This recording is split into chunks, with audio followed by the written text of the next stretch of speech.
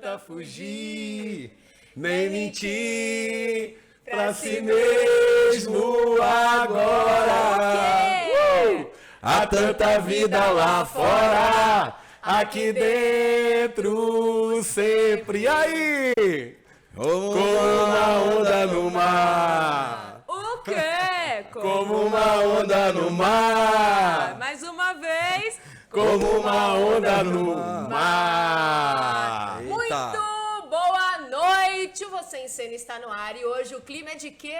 É de canto, é de alegria, porque nós estamos literalmente no mar. E quando eu digo no mar, eu penso a brisa da praia, o sol no meu rosto. Tudo bem que eu tô no estúdio, é só luz, mas eu tô imaginando. E quando a gente imagina, o cérebro não sabe o que é real, o que não é. Então eu estou na praia, porque hoje o nosso entrevistado, gente, velejador, que coisa maravilhosa. Além disso, trabalha com entretenimento. O que mais, Adriano? Boa noite. Boa noite, Mônica. Que começo extraordinário, hein? Com direito à música. Não sabia que você cantava bem assim, não, hein? Cantor é você. Você tá escondendo o jogo, hein? Mas tudo começa, bem. hein? Já sabem, né? Mas tudo bem, vamos lá. Hoje o entrevistado é o seguinte. A gente começou cantando uma música aqui, quando jogar pra ele, vocês vão achar que é Lulu Santos, mas não é não, viu? Ele é um cara incrível. Parece, hein?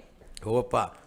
É um grande amigo, um empresário de entretenimento, da cultura, um cara extremamente agitado, transformador e velejador, capitão. Aliás, olha, em vez de eu ficar falando dele, nós vamos fazer aquela perguntinha básica, né?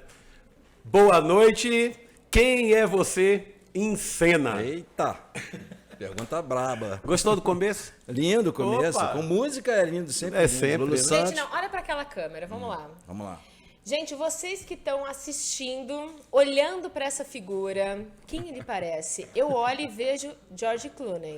Eu olho e vejo o Lulu Santos. A gente cantou Lulu Santos porque o George Clooney não canta. Pois é, o que ficou foi Lulu Santos. Mas vamos começar essa entrevista. Quem é você, meu querido?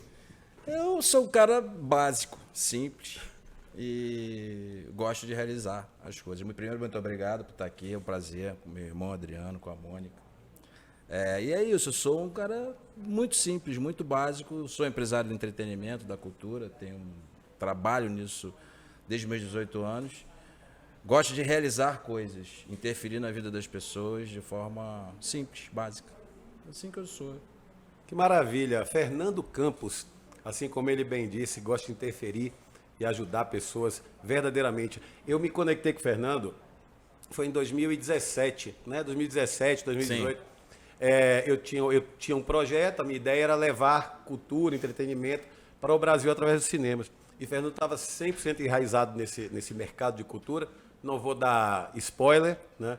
Mas aí a gente se conectou, encontramos um propósito, né, muito, muito poderoso, que era justamente abrir acessos para que as pessoas pudessem ter, né, esses grandes espetáculos, esses grandes shows, eventos em geral, chegando em cidades que nunca chegariam, né, musicais, em suma.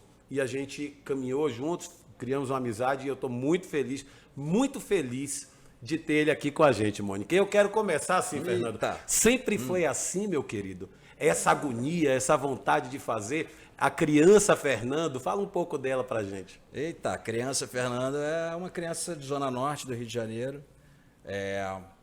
Pipa, futebol, muita pipa, muito futebol. E crescendo sem grandes assim, objetivos, grandes pensamentos em futuro, vivendo o dia a dia, vivendo na rua e brincando. Tive sorte de ter um pai, né, que era, vamos dizer assim, um acadêmico, ele gostava de estudar, um pesquisador, um cientista, e uma mãe que não tinha um primário, morava em favela, ou seja, eu tinha uma influência muito, muito popular da minha mãe, uma influência mais científica, vamos dizer assim, do meu pai, e cultural também. Meu pai lia muitos livros, meu pai gostava de música, então tem muita coisa que eu como criança vivi com eles e que trago comigo até hoje no meu dia a dia, aqui agora. Eu sinto a presença deles o tempo inteiro nas minhas atitudes. Então, como criança, eu era um menino de Zona Norte do Rio de Janeiro, que vivia soltando pipa, jogando bola e estudando em colégio público. Basicamente isso. Você parece mais com seu pai ou com a sua mãe? Eu acho que eu sou uma mistura... sou muito misturado, assim. Eu sou muito popular no sentido de coisas básicas, eu tenho um viés cultural, eu tenho um viés artístico, toco instrumento, eu tenho esse lugar que veio mais do meu pai. Tem outras influências do meu pai. Meu pai era um artesão. A gente agora estava há pouco falando dessa coisa de viajar, acampamentos e etc. Meu pai era um cara muito desse lugar. Era simples, mas ele era estudioso. E minha mãe, ela não tinha formação nenhuma, não tinha primário. Ela foi começar a estudar depois que eles casaram e conseguiu terminar o primário, já adulta. E eu sou exatamente essa mistura, eu me considero exatamente essa mistura. Incrível, porque realmente eu me vejo tendo a atitude da minha mãe e do meu pai até hoje. Entendi. Isso tudo faz sentido para você hoje, mas quando que começou verdadeiramente a você entender quem é esse Fernando, né? Quando começou a sua vida de atividades, onde você começou a influenciar realmente o meio onde você estudava, onde você começou a trabalhar, e você começa a perceber que existe essa dualidade, né? Esses dois pilares na sua vida, você consegue traduzir momentos da sua infância, adolescência, que te remetem a quem você é hoje? Difícil identificar, né, esses lugares exatamente, mas eu queria ser astronauta, né? Acho que toda criança tem um pouco disso. E depois, eu acho que isso representa bem o que eu falei ainda agora. Eu queria ser astronauta e queria ser negro quando eu era criança, porque eu queria saber batucar e sambar. Gente. Então, eu tinha esse lugar, e assim, eu queria ser astronauta e eu queria ser negro, porque os negros sabiam batucar e sambar. Então, tinha esses dois lugares ali, e fui crescendo com isso. E depois veio a questão da veterinária. Eu queria ser veterinário, eu cuidava muito de bichos de rua, pegava e levava para dentro de casa, e vivia muito isso, cachorro, gato, passarinho, pombo. Eu criei pombo. Uma lembrança que veio agora, eu criei pombo. Pombo, Fernando. Pombo, eu criei pombo. E depois até meu pai me obrigou a soltar o pombo em algum lugar. A gente pegou um carro, foi embora para longe, soltou o pombo, e o pombo voltou para casa. Olha. E o pombo voltava, a gente soltava o pombo e o pombo voltava. Então, eu tinha essa conexão com animais e eu queria ser veterinário. E acabei não sendo veterinário, porque quando eu estava exatamente com 18 anos ali, eu comecei a pensar em trabalhar, e tinha essa coisa do veterinário. E meu pai morreu. E o meu pai morreu, e a partir dali eu era uma família de 4 irmãos, eu sou o caçula, né? Meus irmãos são vivos ainda, e eu a partir dali eu vi que eu tinha que trabalhar. Minha mãe ficou desnorteada, e aí abandonei completamente a ideia de ser veterinário, estudar na rural, ficar 6 anos estudando, enfim, não dava. Ia começar, se eu já estivesse no meio do caminho, teria continuado, né? Poderia fazer um esforço para continuar. Mas ali eu comecei a trabalhar e caí. Fui trabalhar como office boy no Sistema Globo com 18 anos. No primeiro trabalho, o meu primeiro trabalho, ele veio do irmão da minha namorada. E esse irmão que trabalhava no Sistema Globo, ele falou: tem uma vaga de office boy, quero. Se o irmão da minha namorada trabalhasse na limpeza pública, talvez hoje eu estivesse fazendo uma outra atividade, que foi a partir dali que eu me conectei com comunicação, entretenimento, e a partir dali que tudo foi acontecendo sem muito planejamento. Por isso que eu acho que essa parte do meu pai me deu esse lugar de estudo, de desenvolvimento dentro da atividade já de comunicação.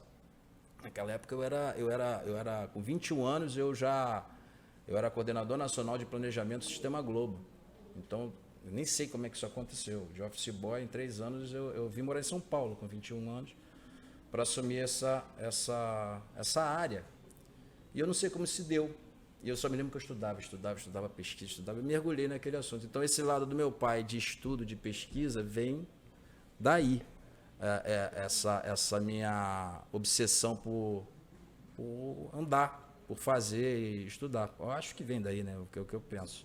Com certeza. E da sua mãe, o que você retrata mais na sua vida? Da minha mãe é a minha atitude popular, minha atitude de atividade.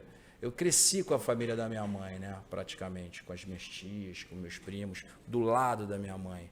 Então a gente tinha uma relação muito popular. Minhas tias moram em locais pobres do Rio de Janeiro, minha família mora em local pobre do Rio de Janeiro. A gente tem uma família muito humilde, né? Não é nem pobre, humilde. E eu cresci nisso, eu cresci vivenciando isso, e isso para mim reflete nas minhas atitudes hoje em todos os aspectos. Quando eu falo que eu sou um cara básico, por exemplo, eu acho que vem daí esse lugar de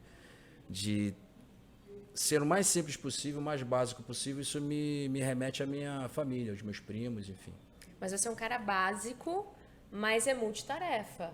Você tem múltiplas funções, né? Então, como é que é juntar essa humildade, essa coisa um pouco mais básica com tanta coisa que você faz ao mesmo tempo? Então, eu me vejo assim, eu sou básico, objetivo, mas gosto de realizar grandes coisas. Então, eu tenho esse lugar de fazer coisas, realizar coisas bacanas, importantes, mas de uma forma objetiva, simples e básica. Então, os eventos que eu produzo, eles são grandes. Os espetáculos de teatro que eu fiz, eles são grandes. Os shows que eu fiz na minha... Tudo é muito grande, mas de forma muito simples. Eu ataco de forma simples, de forma básica as coisas. E dentro Pelo menos. E dentro de um ambiente bem glamuroso, né, Fernando? Bem vaidoso, assim. Fernando realmente é um cara que, assim, ele transita no meio dos artistas, né? No meio dos grandes empresários. Simples. Mas de uma maneira, mas ele se posiciona, aí já falando um pouco assim do que eu conheço, como um profissional muito objetivo, muito direto, muito focado na entrega e no resultado. Manter esse distanciamento estando próximo, como é que você lida com essa parte do glamour, como é que você lida com essa parte do assédio, né? Sendo essa pessoa estudiosa, né, da parte do pai e popular da parte da mãe? Então, eu no Sistema Globo, eu acabei convivendo, me conectando realmente com um universo artístico muito grande. Eu fiz shows com o Lulu Santos, só para eu estava brincando com o Lulu Santos aqui, a gente abriu com o Lulu Santos. Eu produzi show com os maiores. Eu tenho uma foto muito engraçada, eu fiz uma transmissão com o Latino, eu tenho uma foto com o Latino, eu tinha 20 anos, estava fazendo show com ele numa casa de espetáculo. Não sei nem como é que o Latino ainda está inteiro, porque eu tinha 18 e ele já estava lá na frente. E aí então eu sempre me conectei com essas pessoas. Eu nunca tive como é que se diz, um encantamento nesse lugar. Eu sempre tentava me colocar como um profissional que estava lidando com aquele assunto e não... Isso não te dava deslumbramento? Nunca me deu. Para você ter ideia, eu tenho fotos com artistas, sei lá se eu tenho, o que eu tenho? Acho que eu tenho uma com o Jair Rodrigues, ele morreu na semana seguinte, as pessoas brincam até comigo, foi a foto que você tirou. Nossa. Ele faleceu, ele foi no espetáculo de Elise, eu olhei o Jair Rodrigues, me deu vontade de estar, pela entidade que era o Jair Rodrigues, que é o Jair Rodrigues, apesar de ter falecido, né? E eu falei, Jair, vamos tirar uma foto, abracei ele, ele veio a falecer. Teve até uma brincadeira com a minha turma de futebol que ninguém quer mais abraçar, porque abraça e morre, né? Depois eu abracei a Alck Maravilha também, ela faleceu depois. Gente, pelo amor então, de Deus. eu abracei vocês dois hoje, cuidado com o final do programa, pode acontecer alguma coisa. A gente pensou nisso, inclusive, né? A gente já começou cantando, de Então, repente... não tive, Mas cara, nós temos aqui as crenças, né? As âncoras, a gente dá um jeito. Eu tenho uma certa... eu me coloco no lugar do artista. Nessa forma, né? É muito chato você acabar um show, você receber 32 pessoas. Eu fiz o Bem Sertanejo, o Michel Teló. Acabava o show, ele queria ir embora para casa. E aí ele tinha que ficar com 60 pessoas tirando foto, aquela chatice gigantesca, sabe? Então aquilo, quando tinha alguma verdade, por exemplo, fiz vários shows com o Diogo Nogueira, por exemplo, e acabava o show, a gente estava lá fazendo ou brindando, fazendo um churrasco, algo no gênero, ele tirava foto com a turma. Uhum. Mas quando era foto, chegar perto, porque é artista, isso sempre me deu um certo desconforto, porque eu via quando eu obrigava, entre aspas, o artista a estar com o público por conta de contrato, com patrocinador, ou até com o próprio público, eu sabia o quanto aquilo para ele era desconfortável. E não porque ele era antipático, ou não porque ele não queria, mas ele quer ir para casa, ele quer descansar. Está exausto. Fiz agora, no domingo, um show com o Diogo Nogueira, todo mundo quer ir para o camarim, e o cara quer ir para casa. Claro. Então isso eu acho que não é uma questão de saber lidar, são pessoas como nós que estão ali e precisam... Aí eu, como produtor, ou como profissional daquilo, abordar e também ser não, o público tudo bem, porque são fãs, mas eu não. Então eu sempre me distanciei. salvo quando acontecia naturalmente, como aconteceu com o Jair, já aconteceu com o Stepan, quando ele fez Chacrinha, a gente estava em momentos que não são aqueles momentos da foto. Então, Claro. eu fujo um pouco disso por conta disso, mas nada demais, é muito mais nesse posicionamento profissional mesmo. Será que não foi alguma coisa relacionada ao peso da responsabilidade, né? Você perde seu pai, aí você começa a trabalhar na Globo, né? No Grupo Globo, e aí você começa a ter contato com todo esse mundo glamouroso e extraordinário, né? Que a maioria de nós assiste pela TV, só que talvez esse peso possa ter transformado tudo isso em obrigação, né? Em resultado para a sua própria sobrevivência e as pessoas que te cercam, né? Nesse momento, você já tinha casado, você estava com filhos, como é que era a sua história? Não, quando eu casei com 24 anos, eu já tinha andado bastante profissionalmente, era muito novo. Com 24 anos, hoje, olha, assim, é um menino, né?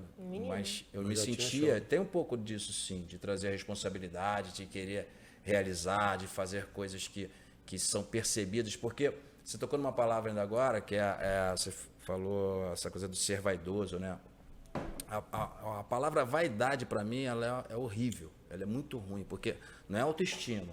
A vaidade, para mim, é diferente de autoestima, de você soberba, se aquela cuidar coisa. e etc. A vaidade, ela é uma palavra que mata a humanidade, assim. Ego.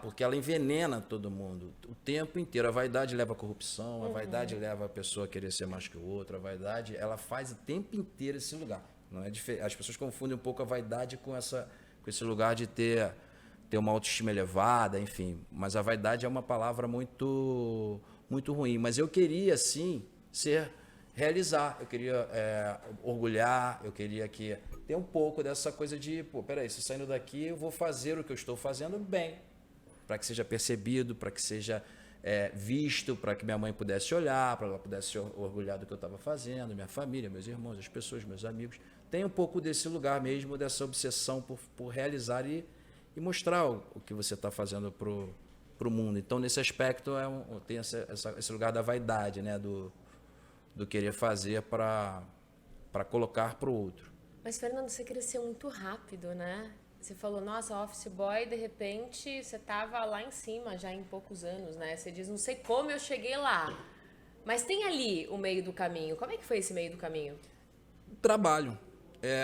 O que eu lembro, porque tem essa surpresa mesmo, eu mesmo me pergunto, eu estava com 18, aí depois encontrei algumas pessoas que eu estudava muito, trabalho, eu me lembro que eu trabalhava, saía meia-noite para poder aprender a mexer numa planilha naquela época, que eu não tinha a menor ideia, o disquete era desse tamanho, assim, eram uns disquetes enormes, era SuperCal, que é a planilha que hoje Nossa. as pessoas falam Excel, etc., na época era um negócio SuperCal, e aquilo para mim era tudo muito novo, estatística, eu mergulhei em estatística, e realmente eu não sei como aconteceu, assim, se eu pudesse falar, não sei. Eu sei que eu trabalhava e adorava aquilo, porque Mas você foi cavocando, foi tentando conhecimento, outras coisas. não, o conhecimento ele vai me levando. Então, naquela época a pesquisa me pegou. E eu virei um técnico em pesquisa. Muito doido, né? Antes de entrar nessa coisa da produção, do entretenimento, eu fui pro planejamento mesmo, assim, pesquisa, e eu virei um técnico reconhecido pelo Ibope, pela turma toda. Já fazia com 21 anos, já fazia palestras nos lugares. Caramba. Foi estranho mesmo, mas eu trabalhava muito, eu estudava muito.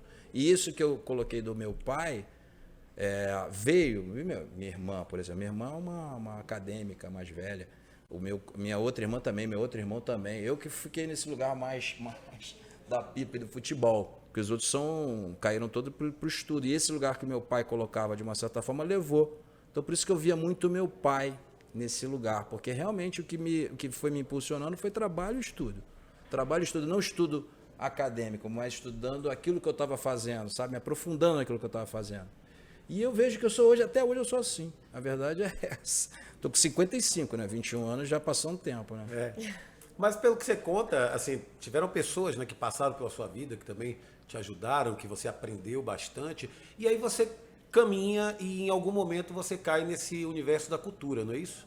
Isso, mas antes da cultura, na verdade, eu caí no universo mesmo do entretenimento, shows, produção, pesada, publicidade até. Eu fui até 2007 nesse universo, quando eu tinha agência, fazia mil coisas para contar de realizações mesmo. Mas em 2007 é que eu sou convidado para assumir um projeto e construção de um teatro no Rio de Janeiro, que é quando eu me conecto com a cultura e que eu passo a ser sócio de uma empresa de entretenimento importante, que na verdade não uma empresa de entretenimento, ela estava nascendo e a gente nasceu junto e caímos nesse mesmo lugar de crescimento, de trabalho e aí a gente transformou essa empresa numa das maiores do Brasil. E assim foi, mas foi em 2007 que eu me conectei com a cultura na construção de teatro e a partir dessa produção de teatro musical, basicamente, né? Que foi o segmento em que eu fui atuar. E aí grandes musicais, enormes musicais, e um barato, porque tudo foi aprendizado. Isso que eu acho que, quando eu vou pensando, né, nesses caminhos, eu sempre me esbarro nisso. É uma coisa nova e que eu aprendo e que naquilo ali eu vou. É uma coisa nova que eu aprendo e aquilo ali eu vou. Você vai costurando. E tem sempre essa coisa do novo. O novo, ele me atrai. E o novo, ele me atrai para que eu possa fazer... Eu vou aprendendo. E aprender é o que me move, eu acho. Aprender e realizar. Então, isso me motiva. E, para mim, eu acho que a resposta do crescimento rápido, né, voltando na origem da pergunta, é isso. É trabalho. É labore mesmo. E é um cara tranquilão. Né? Um cara que, nossa, você passa uma serenidade muito grande. Opa! Um cara super tranquilo, sereno, mas ali na noite, no show, entretenimento, depois foi pra cultura, aquela coisa de não vamos fazer, vamos acontecer. Qual o segredo de manter essa tranquilidade, essa coisa do equilíbrio? Em evento especialmente, se você não tiver isso, tá morto, né? Porque produção cultural, ele tá num lugar bem diferente de evento, né, de shows e etc. O evento, ele vem, ele entra, ele acontece, e você tem que ter muita inteligência emocional para decidir, para orientar, para fazer. Se você vai cancelar um determinado show naquele momento porque deu um problema, eu vivi isso semana retrasada, com um temporal gigante, e no meio do show descobri que o gerador não estava aterrado. Nossa. E eu vi aquela água toda, eu parei o show, eu interrompi o show. Vou tirar as pessoas. Aquela decisão naquele momento com 1.500 pessoas é uma decisão que alguém tem que tomar. E você não pode hesitar, porque se você hesita, gera problema. E nesse lugar você olha um monte de gente que não toma decisão. Fica esperando o outro tomar a decisão. E o evento é isso. Produção cultural já é bem diferente. Ela é uma produção mais na mão. Porque você você planeja, você ensaia, você vai para um teatro, é aquela coisa mais de rotina. Acontece aí uma luz que deu um problema, são coisas que você administra de uma forma mais suave, mas essa habilidade de conduzir crise eu tenho. Isso eu sempre tive e vou bem nesse lugar. Acho que por isso que eu consigo e gosto de fazer evento, porque tem gente que odeia evento por conta disso mesmo, por causa dessa adrenalina. Essa adrenalina da decisão. E qualquer decisão que você tome, você interfere no processo como um todo. Claro. E os eventos, eles te consomem bastante, né? Consomem tempo, os finais de semana, a noite. E como é que você começou a conciliar isso quando começou a constituir família? Aí você casou, Fernando tem um filho. Como é que foi esse nascimento desse filho? E como é que foi a conciliação dessa vida, né, corrida com esse novo presente que a vida te deu? Então, tem um retrato desse momento do nascimento do meu filho, da semana do nascimento do meu filho, do Pedro, que mostra muito bem essa história. Conversando com a Marli, minha esposa, eu falei, Marli, o Pedro não pode nascer na quinta-feira.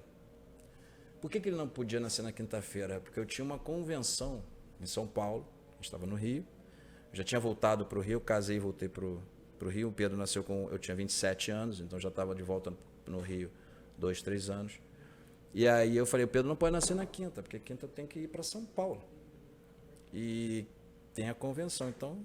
E a gente estava buscando o parto normal. Bom, quarta-feira começou a ter contração, Lógico. obviamente. Ó, Lady Murphy agindo. Obviamente, quarta-feira começou, tô sentindo dor à noite. Eu falei, tá, ótimo. Então, quinta-feira de manhã, fomos para a maternidade. 3 da tarde, o Pedro começou a querer nascer. Pedro nasce, eu assisto o parto. Pedro, a dor de cabeça, aquela coisa de aí sim, o pânico, né, do momento ali. Saio da maternidade, vou para o aeroporto, pego um avião, venho para São Paulo, na Electra naquela época, era um aviãozinho de hélice, não era... venho para São Paulo, chego em São Paulo, vou para a convenção, pego o último voo de volta para o Rio, vou para a maternidade, durmo na maternidade, no dia seguinte de manhã, pego o avião, volta para São Paulo, Pelo amor de passo em São Paulo a convenção, palestra, produção e tudo mais, volto para o Rio, pego a Marli, vamos para casa e volto para São Paulo para encerrar a convenção. E aí volto para o Rio. Quando eu volto para o Rio, eu voltava no avião sem respirar, eu não respirava, faltava ar. Cheguei no Rio, fui direto para o hospital. O cara me deu uma injeção de Valium, o médico lá falou de injeção de Valium, eu fiquei chorando 1 hora. Tava com ansiedade? Totalmente. Crise ansiosa, Então, óbvio, né? Exatamente. Então, o que aconteceu? Esse é um pouco do retrato que aconteceu. Eu de fato, eu fui atropelando esses momentos, né? Com o trabalho, ele estava ali realizando o tempo inteiro. O Pedro, Marli, a família, eu conciliava dentro do tempo que havia para a gente ter. E isso foi andando. A Marli também estava mudando de profissão, estudando, fazendo faculdade na época, porque ela era professora em São José do Rio Preto, ela morava em São José do Rio Preto, e ela resolveu ser fonoaudióloga. E ela foi para o Rio e começou a estudar. Então tinha essa dinâmica toda, e com o filho pequeno, e foi assim. Então o trabalho sempre embolou com esse processo de formação de família, de crescimento do Pedro. Perdi bastante coisa com essas questões de evento, de trabalho, enfim. Mas eu me considero, assim, com relação ao Pedro, especialmente, né, que a gente teve o Pedro está com 27 anos, a gente é como se fosse irmão, amigo, joga bola junto, viaja junto, a gente fala junto. Hoje a gente falou várias vezes. Ou seja, já era uma fase de desconexão, né, um pouco, né? E a gente continua junto. Então, às vezes eu olho para isso, eu não calculei, não planejei, mas eu acho que acabou dando certo. Mas não teve aquele momento que estava tudo emaranhado e de repente você teve que decidir para que caminho seguir ou para onde dar mais prioridade? Continua emaranhado? Continua emaranhado, eu acho que é emaranhado até hoje. E vai emaranhando, e cada vez emaranha mais. Mas sempre no tempo presente, né? Você acha que ficou alguma coisa para trás, algum espaço, alguma lacuna, que você diga assim, poxa, aquilo ali ainda não foi resolvido dentro desse ambiente do Pedro, né? Do trabalho? Não, eu não, talvez por essa questão da veterinária, que eu tenha caído naquele lugar, e eu fico pensando num... Sabe quando você está num... Eu vejo a vida assim muito claramente. Você tem retratos, e a vida é um filme. E eu às vezes, tem aquele filme que você consegue entender ele no caminho, que o roteiro está claro, ele vai te entregando a história toda. E tem aquele filme que você entende só na última cena. Cortina de fumaça, né? Vem aquelas cortinas. Eu acho que o meu filme é de última cena, entendeu? Eu tô indo no filme, entendendo que aquele filme tá legal, que as coisas estão tão bacanas, mas tem aquele pensamento que eu vou entender um pouco disso tudo, mas pro fim, esse filme. Mais ou menos isso, não sei explicar direito esse pensamento, mas eu vou deixando a coisa acontecer, eu vou vivenciando, vou vivendo o dia a dia, vou vivendo o presente, vou me motivando nas realizações e vou andando, né? E cuidando das coisas que eu considero importantes, que é essa coisa de ser básico, de ser ético, de pensar que a tua vida, basicamente, ela está no outro. Eu penso assim, o meu legado, né? Na verdade, eu não tenho grandes legados, mas eu tenho legadinhos, vai, dizer assim. Vamos supor que eu morro amanhã, eu tenho um negócio meu dentro de você, ou de qualquer pessoa que eu me conectei, que às vezes não é nem visível, mas tá lá. Sementinhas, né? Eu acho que a vida ela tá nisso, no que vocês deixam em mim, no que eu deixo nos outros. Eu acho que a vida ela é isso. Ela não é muito, como é que se fala? Legadões. Eu acho que são legadinhos, assim. E aí veio o mar. Eita. Já? Vamos falar do mar. Tô louca pra falar do mar, depois a gente volta. Claro, pra mas falar do mar. eu só quero pontuar uma coisa assim. Eu concordo com tudo que o Fernando falou, mas eu discordo na questão do legado, porque o Fernando, eu não sei se você já parou para mensurar quantas milhares, talvez milhões de pessoas já foram impactadas, né, através de tudo que você já fez. Não, eu tenho essa consciência, mas ainda acho que são legadinhos, porque cada um leva um pedacinho Pra dessas casa, coisas. né? Entendi. Eu entendo, eu tenho consciência do que eu realizei, aonde eu interferi, seja no dia a dia com as pessoas que trabalham comigo, seja nas pessoas que eu encontro, seja Espetáculos, né? nos eventos, nos espetáculos, enfim, tudo isso tô lá. A gente deixa legado até naquelas pessoas que nem sabem quem é você, no invisível, né? Porque a maioria das coisas acontecem no invisível. Dentro desse campo de inovação, o Fernando ele foi, não sei se pioneiro ou um dos precursores dos grandes espetáculos musicais com temáticas brasileiras, né? Apoiando a cultura brasileira e fazendo com que realmente os brasileiros eles se orgulhem, né, da nossa história. Então, Fernando lançou o musical do Chacrinha, a Elis, né? Tanto peso cultural que para o nosso país é tão importante, por isso que eu ressalto assim, essa história, que é uma história escrita por você, né? Claro, junto com outras pessoas, mas faz parte da sua vida e vai ser lembrado para sempre. Eu lembro que quando eu conheci o Fernando pela primeira vez, eu tinha visto uma foto dele, assim, acho que foi num site. Falei, rapaz, esse cara é grande, um dia eu chego lá. E aí eu fui caminhando, e aí encontrei essa pessoa extraordinária, e realmente um pai extraordinário, uma pessoa incrível, que eu me espelho muito e gosto muito, e tenho orgulho de ter negócio com ele, de fazer parte da família, posso dizer assim. E aí, Mônica, vamos pro mar, que você tá doida para perguntar. Mas pera aí, deixa eu só fazer um justo crédito aqui, né, do que você falou dos musicais. Claro. A empresa que eu era sócio, ela produzia, a gente produzia musicais focados em temas da Broadway. E que eram espetaculares, mas aquilo me gerava um desconforto, especialmente em mim e no meu outro sócio. Éramos 3 sócios, e a minha sócia, ela estava mais enraizada na Broadway. E, de fato, chegou no momento de tanto a gente conversar, para que a gente vai falar de temas da Broadway com tantos temas nacionais? Sim. E aí a gente fez uma virada, todos nós em conjunto, conseguimos, né, fazer essa transformação e começamos, de fato, sim, a implementar essa temática brasileira, e outros produtores vieram na mesma direção, e fizeram Tim Maia, por exemplo, que era uma outra produtora, que foi um espetáculo que repercutiu o Brasil inteiro. E eu tenho orgulho mesmo da gente ter construído esse cenário novo de musical brasileiro naquele momento. Mas eu queria dar o crédito, porque ele colocou o crédito só em mim, não. Eu tive sócios. Não, eu entendi o que você falou.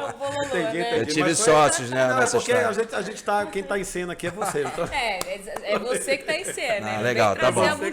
Então fui eu sozinho. Mas olha, e aí essa história incrível, um caminhar extraordinário, né? Eu acho que assim, para a gente fechar essa história do profissional, né, e a gente entrar no que a gente quer que ele conte, pandemia, né? Teatros fechados, eventos sendo desmarcados. E aí?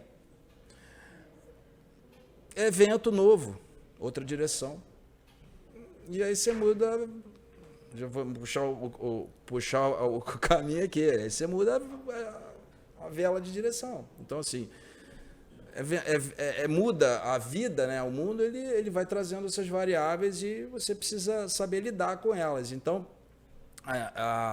antes da pandemia, né, o Adriano, ele levou para mim a ideia lá nessa outra companhia da gente levar os espetáculos para os cinemas, com um projeto que ele havia criado chamado Cine Experience. E eu já era apaixonado por esse universo digital para poder levar grandes espetáculos para lugares que não podem receber grandes espetáculos e que não dá para receber grandes espetáculos. E antes disso, parece que a gente estava fabricando a pandemia, né? Porque logo depois o mundo teve que se transformar em digital, né? Porque senão não chegaria, não chegaria naquela situação a outros lugares. Então era o digital ou era o digital. E a questão da pandemia no impacto na cultura, cara, um impacto absurdo, mas impactou a cultura, impactou os lugares, todos os lugares, impactou padaria, restaurante, impactou a cabeça da gente, impactou tudo.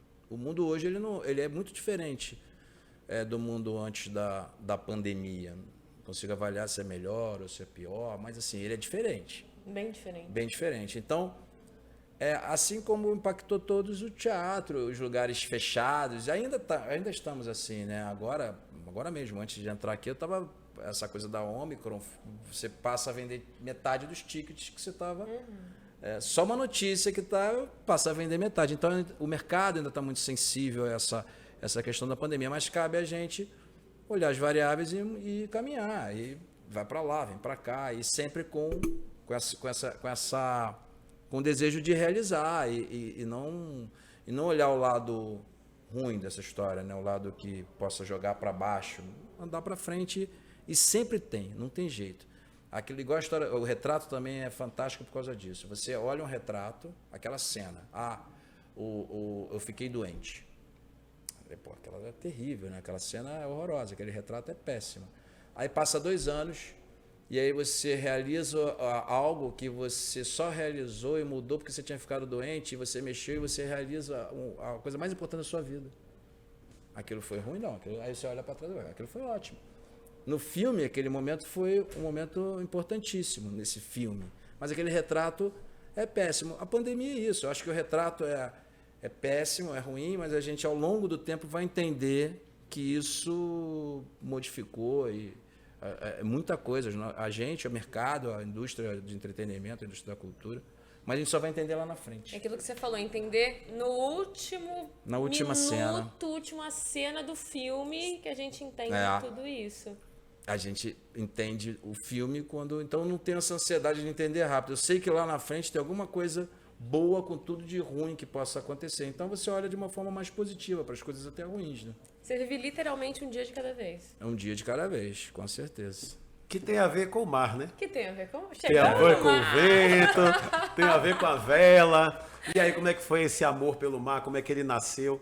Conta pra gente. Isso aí tem a ver com a minha infância também, né? Porque imagina, barco era algo totalmente inacessível. E barco é igual a ser rico, ter muito dinheiro. Então era uma coisa que era muito distante da minha realidade de infância, adolescência e tal. Quando eu comecei a trabalhar com 18 anos, eu trabalhava já com 16, mas quando eu entrei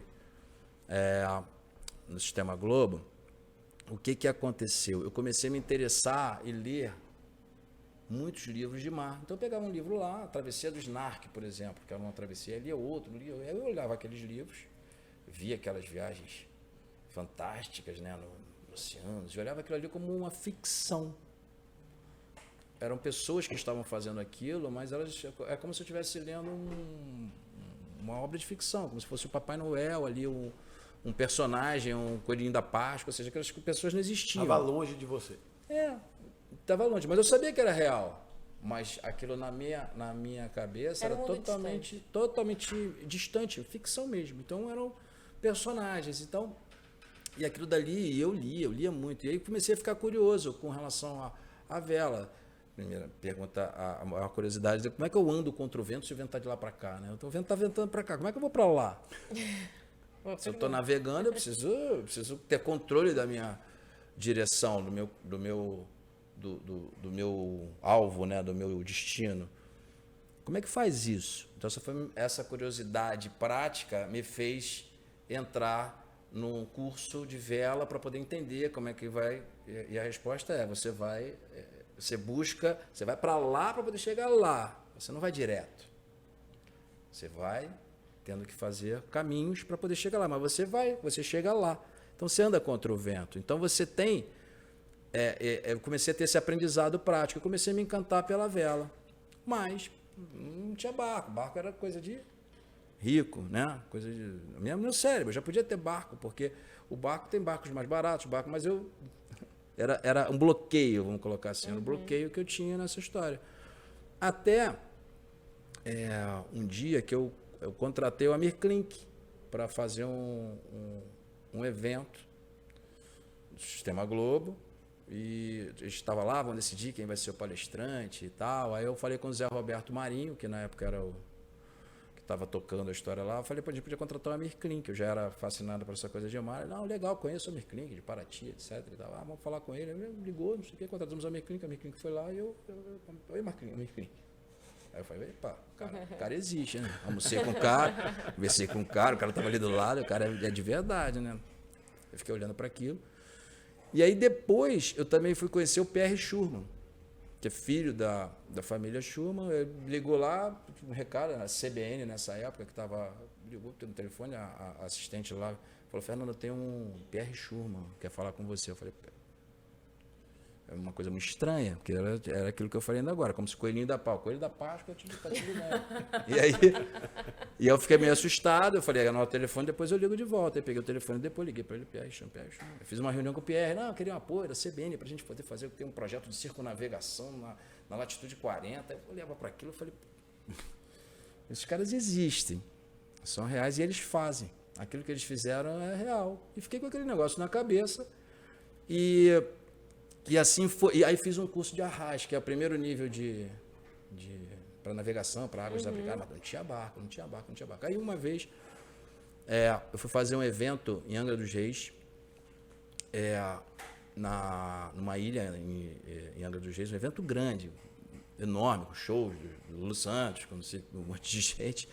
Fui produzir esse evento. Nessa época eu produzia eventos. E o dono da ilha, eu fui prospectar a ilha, fui para Angra, cheguei na ilha, aí fui recebido pelo dono da ilha, o cara era navegador, era velejador, Charles. E aí eu fui contratar a equipe para montar, e contratei uma pessoa que trabalhava lá, Orlando, velejador, competidor. O universo conversando com você, exatamente. Né? E aí olha que loucura, eu estava falando, antes de chegar aqui há pouco, eu estava falando com ele. Eu levei um restaurante para lá, o Sushi Leblon, que é um restaurante da Zona Sul do Rio de Janeiro, levei para operar lá nessa ilha. E o marido da dona do restaurante, da Marina, velejador. Olha aí. E a gerente que ia atuar lá, velejadora. E esses dois em altíssimo nível. Skippers, levavam barcos pelo mundo inteiro e tal. E lá na ilha. E aí eu resolvi, nesse momento, falar, não, tem que ter um barco. Não é possível. E aí eu comprei um barquinho. Para você ter ideia, eu comprei um barco, um consórcio que eu tinha lá, eu falei, vou pegar esse consórcio, vou comprar o barco, comprei o barco, olhei pro barco, falei, olha, você consegue ancorar ele na frente da ilha? Porque eu não tinha nem condição de pegar o barco, não tinha a menor condição, ele botou na frente da ilha e assim ficou. E a partir dali fui construindo objetivos, primeiro eu vou fazer uma circunnavegação nessa ilha, depois eu vou daqui para cá, e fui andando nesse caminho do mar, mas sempre, desde o início eu falei, eu quero fazer a travessia oceânica. E para esse marido da Marina, dona Sushi Leblon, que é o Rato, eu falei para ele, cara, hoje eu sou arraso, mas eu vou estudar e vou fazer travessia oceânica. Isso ficou na cabeça, aí depois fiz mestre, estudei, me tornei capitão, e aí fui, uma vez o próprio Rato falou, cara, vamos para o Caribe, vamos levar um barco para o Caribe. Eu falei, vamos. Aí falei para ele, você topa levar com sextante, sem instrumento eletrônico, porque eu estava nessa obsessão do estudo, eu não queria usar GPS. E ele topa. Eu peguei um sextante e fomos para o Caribe. E a partir daí é que eu comecei a ficar seguro no mar, né? A partir desse lugar. Fiz um primeiro cruzeiro, eu, Marli e Pedro, com meu barquinho lá, sabe? Aí comecei a ter essa segurança e fui embora. Mas comecei depois de velho. Velho, não. Comecei muito à frente da maioria das pessoas que começam na vela, que começam na infância. Gente do céu. E depois de tanta mensagem no universo, né, para você não enxergava que tinha aqui, mas acabou indo. O que o mar representa para você? Por que o mar? Ó, o mar é a minha religião, assim, a minha conexão espiritual. É meio isso, assim, representa o que representa a religião para outras pessoas, a crença, a fé. O mar é onde eu me conecto com o divino, né, com o desconhecido. É ali que eu me conecto. E o mar, ele me coloca no lugar onde que eu acho que o ser humano tem que estar. Ele te mostra, ele te bota numa realidade ali nu e crua, especialmente em alto mar. É um negocinho boiando e que você não precisa de nada. E que você está ali e você consegue fazer tudo. Você vai para onde você quer, você faz o que você precisa fazer, você come, você dorme, você se desloca, você toma decisão, você... a partir das variáveis todas. Então, ali é um pequeno universo que você atua e que é como eu vejo que o ser humano precisa atuar no dia a dia. É como se a gente atuasse como um velejador atua no mar, a gente teria 3 peças de roupa, 2 chinelos, comeria bem, saberia decidir quando o vento muda, saberia para onde quer ir, não hesita na decisão. Se tiver que tomar alguma decisão, tem que tomar. O mar te impõe decisão. Te impõe. Se você não tomar a decisão no lugar, naquele momento, da forma que precisa ser tomada, você corre risco de vida. Você coloca outras pessoas em risco de vida se você for o comandante da embarcação. Então, o mar, ele para mim, é um grande resumo de atuação de um ser humano na vida. Em todos os aspectos. Eu ouvindo você falar, tem um paralelo muito poderoso aí, né?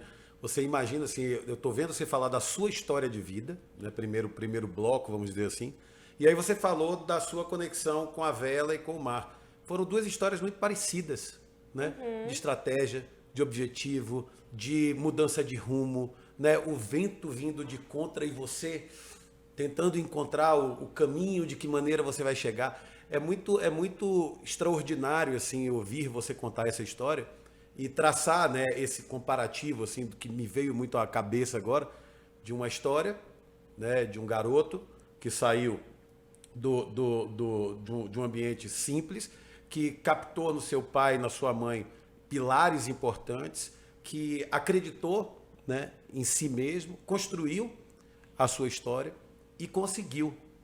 Como é o nome do seu barco? Conseguimos. Muito bem. Que coisa incrível. É maravilhoso, assim, a história é linda. Faz sentido para você? Faz, claro, total. Essas coisas, elas sempre vão fazer sentido. Você agora tentou olhar o filme e tentou dar um último capítulo desse período aí, desses 3 episódios da série.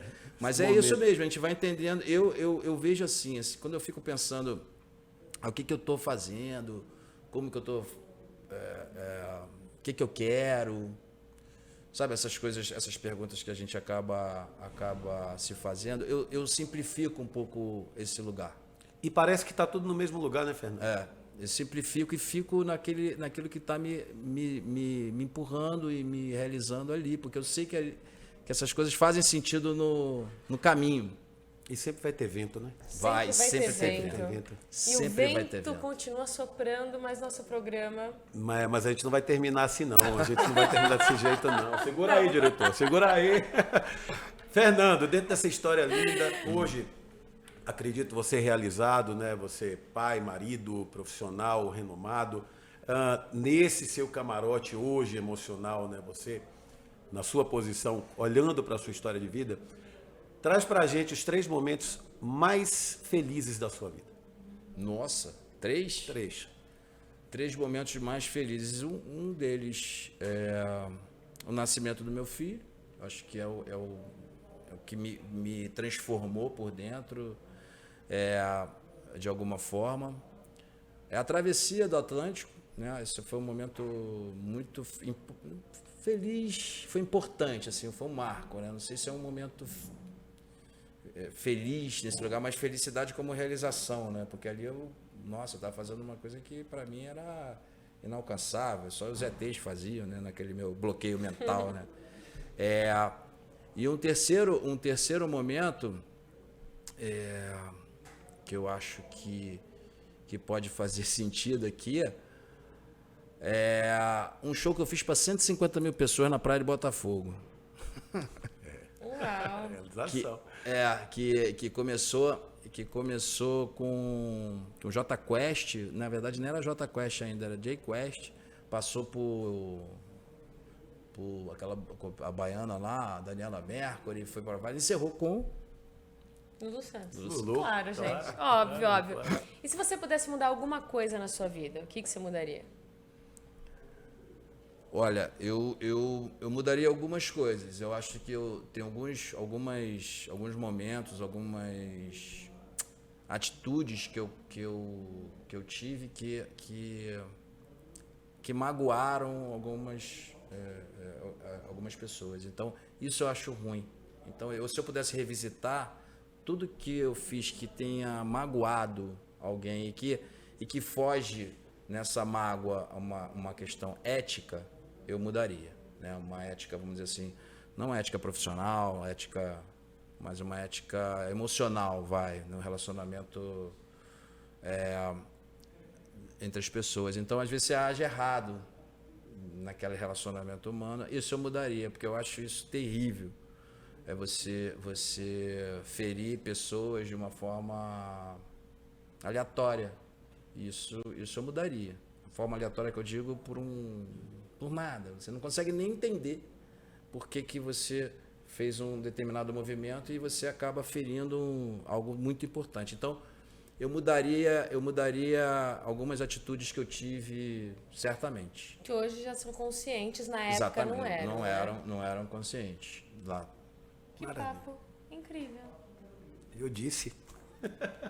Eu tô aqui no mar ainda, não sei se eu encerro, já levantaram placa, já falaram, já fizeram assim. Encerra o programa e a gente continua conversando. A gente continua esse papo. É isso, porque não tem o que fazer, né? É incrível, assim, a história de Fernando realmente é uma história inspiradora, né? Assim, o nosso objetivo aqui, Fernando, do Você em Cena, é trazer histórias inspiradoras para que as pessoas que assistam possam, talvez, né, tomar uma atitude, dar o primeiro passo. E eu queria passar a palavra para você e agora aí para os nossos espectadores, deixe uma mensagem positiva, alguma coisa que você queira falar. O que eu quero falar é que eu acho que o mundo ele muda a partir da atitude individual de cada pessoa, mas ninguém muda nada sozinho. Então, isso vem da história da palavra conseguimos, né, que é meio estranha, mas eu não acredito em conquista individual. Eu acredito em atitude individual, mas as conquistas são coletivas. Então, o que eu poderia dizer olhe para o que você está fazendo no teu dia a dia, né? Olhe para o que você está movimentando, interferindo no outro, porque essa tua interferência vai construir alguma conquista coletiva. E olhar para isso significa olhar com ética, com simplicidade, de forma básica, porque o mundo é assim. No outro dia eu vi um filme que olhar para o céu, não, como é que é? Que vem do céu. Não olhe para o alto, né? Não olhe para o alto, ele na verdade é uma crítica a essa vida idiota, né, que a gente está vivendo, né? Uma vida idiota, quando as coisas são mais simples, são mais básicas. Então, o que eu gostaria de falar é isso, assim, eu acho que a gente pode mudar o mundo, pode interferir em tudo, mas a conquista vai ser sempre em conjunto. Então, tem que olhar para a tua atitude no dia a dia para fazer com que a gente conquiste, em última análise, para que a gente mude o mundo, né? A humanidade ao longo do tempo. E uma última coisa nada do que você fizer hoje vai mudar na tua existência, isso vai mudar para as próximas existências. E aí você ficar pensando na sua existência, você está pensando de uma forma egoísta, né? Então você tem que pensar daqui a 200 anos, como é que vai estar isso aqui 200 anos? O que você está fazendo hoje vai refletir lá. Então, é isso. Que maravilha. Que incrível. Esse negócio de tempo tá ficando chato nesse programa, viu? Eu vou te falar uma coisa, porque eu ainda tinha a viagem da Amazônia. Né? Tinha bastante coisa. Tem tanta coisa para falar aqui, tanto aprendizado com o Fernando, mas o tempo acabou, né? E a gente agora se despede. Muito obrigado de verdade, sou seu fã, sou seu admirador, né? Ele sabe o quanto eu gosto da gente conversar e estar aqui com você. É mais uma oportunidade de aprender. Muito obrigado.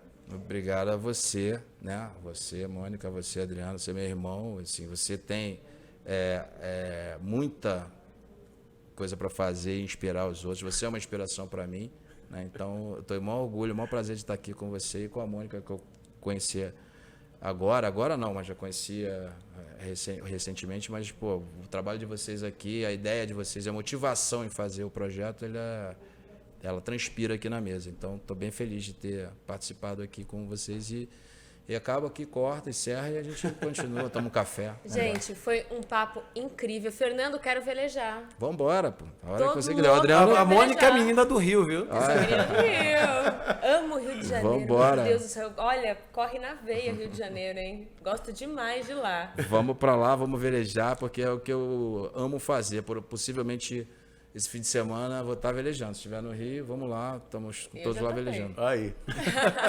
Gente, muito obrigada pela audiência. Eu tenho certeza que essa história do Fernando agregou na tua vida. Você tocou muitas pessoas, tenho certeza disso, Fernando. Estamos aqui na vida para isso. Que história linda, que exemplo. Muito obrigada. Até a próxima semana. Beijo no coração de cada um de vocês. Tchau. Tchau.